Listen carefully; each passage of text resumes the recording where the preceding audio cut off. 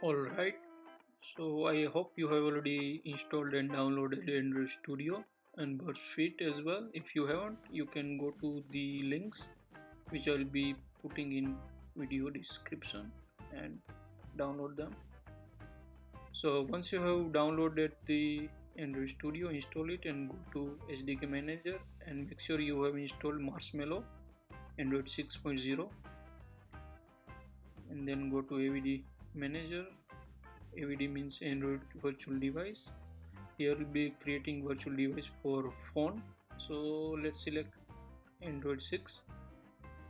And from system image, select Marshmallow. You can give it any name. Let us give Nexus 6.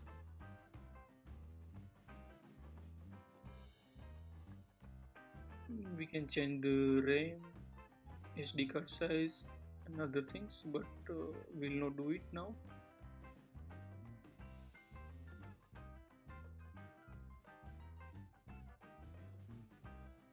Okay, so our AVD is created. Let us start it.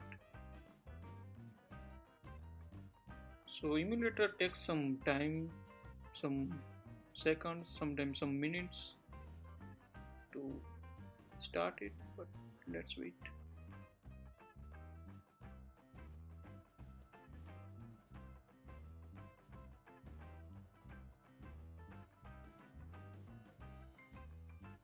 Okay, so our Android emulator is ready. Let us check this internet connectivity. Okay, so Google is accessible. Let us check Facebook.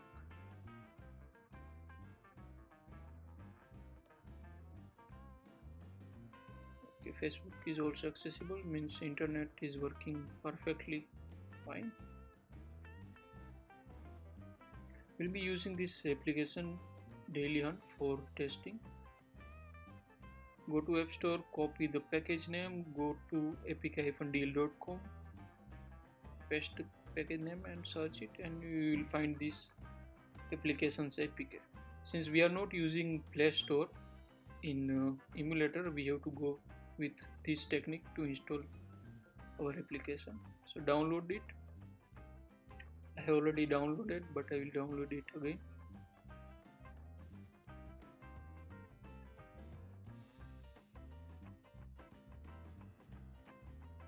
Okay, so to install this application we'll be using ADB. So if it is already downloaded with Android Studio. ADB is Android debug bridge. Using that we can install and uninstall the application. We can push some files to emulator or Android device and many other things.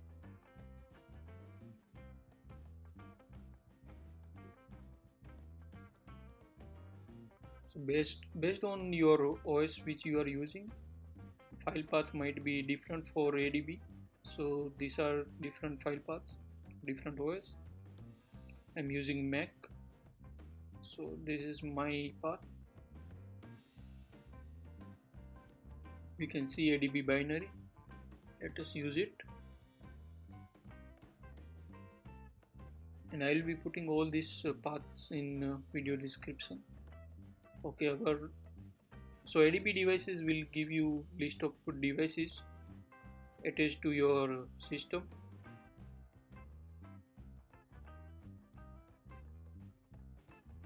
We'll be using ADB install command to install our application.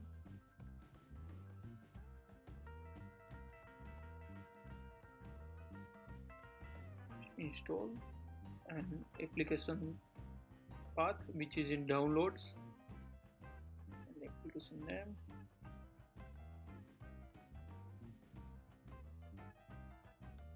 and enter.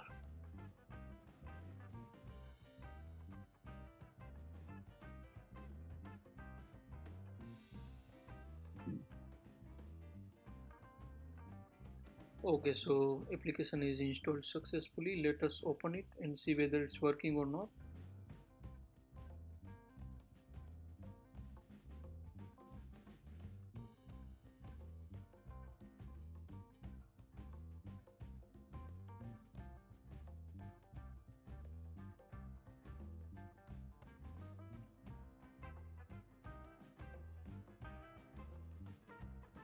Okay, so application is working fine. It has loaded all the latest news.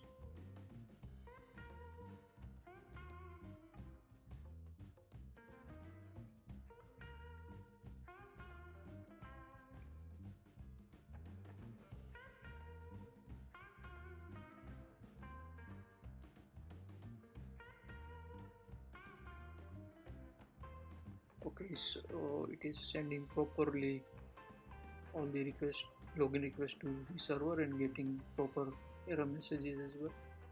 Now open the Burp sheet and go to options, edit. So by default, Burp sheet is running on 127001, which is your local host, and port 8080. If you are using any other application which is using the same port, you won't be able to do it. So you can use 8000, 9000, 9090. And since emulator is running on the same system, same computer, we will be using this same setting. We will not change it. If you are running emulator or Android device on same network on other or on other computer, you can select this one. Specific to this address means this is your local IP network, or you can go with all interfaces as well. So we'll not change it for now. Go to emulator settings, proxy. So here is our local host IP and port where we are running Burp sheet. Click on apply, success. Now let us go to HTTP history and open the application and see whether we are able to intercept the traffic or not.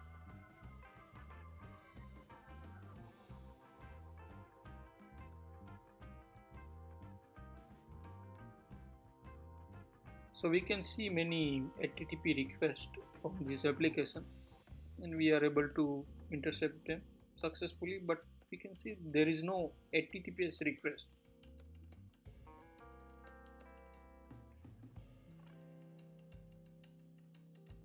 Let us try to log in.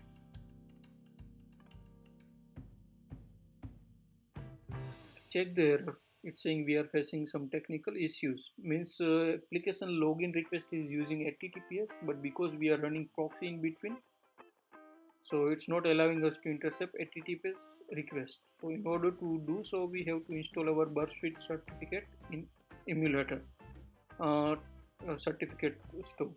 So go to options, import export CS certificate, select certificate in DR format, select the folder where you want to download the certificate, give it any name with .cer extension.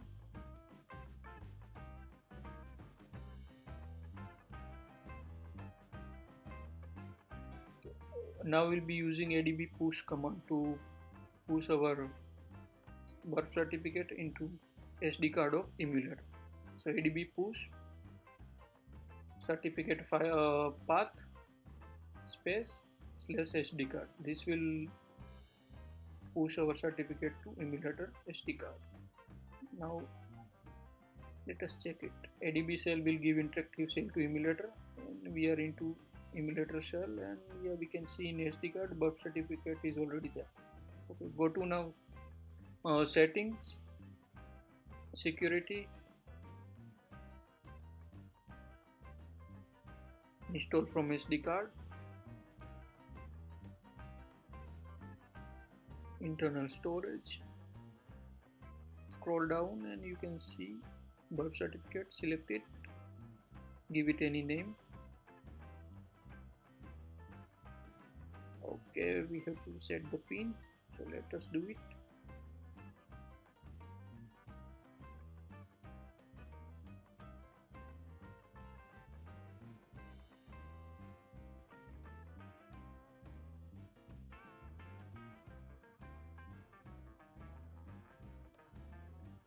Okay, so our certificate is installed. We can confirm it. Go to trusted credentials, user. Since we have installed this certificate as a user, so it will be in user, and we can see that. Okay, now let us open the applications and see whether we are able to intercept HTTPS traffic or not.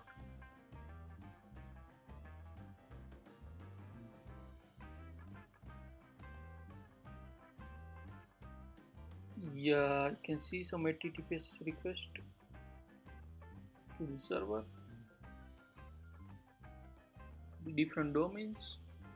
Let us try to log in and see what was that application HTTPS request which was giving error, because we didn't install our certificate in Emulator and we were trying to intercept it. Okay,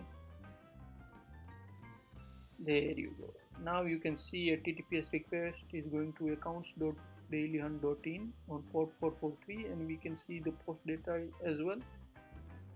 Let us enter wrong password as well. So here you can see encrypted or hashed password, and request is again going on HTTPS, and now we got the proper invalid email and password error message. So here, from here you can start your regular testing different functionalities. And also let us have a look at internal storage. Sometimes applications store some sensitive data like credit card if it's banking application, and some other data, some sensitive documents or username password in clear text in application folder within the device.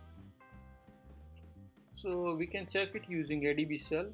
So all these installed applications folders are in data/data. So go to cd data. Our package name was com.eterno. Yes, this is our application package name. Go there. There you can go to different folders and check what data they are storing, if they are storing any sensitive data or not, what files they are storing. You can find some interesting details over there in this application folder. But remember one thing, if you are using Android device and it is not rooted, then you won't be able to go in this application folder. Since this is emulator, we have root access to this emulator, we can go there. Otherwise you have to root the application, root the real Android device to go into the application folder within data/data. But in emulator it is not required, because by default it's giving us root access to for some of the functionalities. And many people are wondering why I'm using Android 6 and why not using Android 7, which is no good. For that I'll be giving you some details in the end. So for this application, that's it. From here you can start your regular Android testing. There is another way where you can start your emulator directly from command prompt. You don't have to use Android Studio or start it every time and go to AVD and click on start and all. You can directly run one single command and you can run the emulator, which I'll be showing. And here is one tutorial which I made before. If you are using Android 7 or above any OS like Android 7, 8, 9, 10. So here is the tutorial which I have written, I think a month back, I don't know, where I have explained how you can intercept application traffic, HTTPS traffic in Burp Suite if you are using Android 7 and above.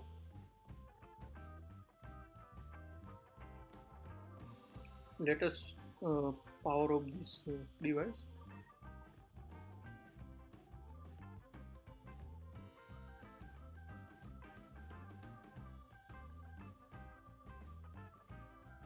Now go to same ADB folder, go back one step and go to CD tools.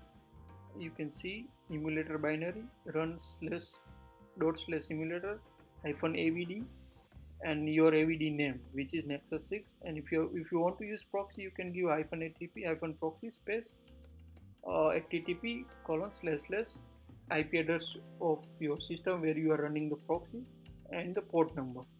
and hit enter and it will open Emulator. But make sure if you are giving AVD name here, then it must exist. For example, I have given Nexus 6 means I have already have one AVD created using the same name. Otherwise it will give an error.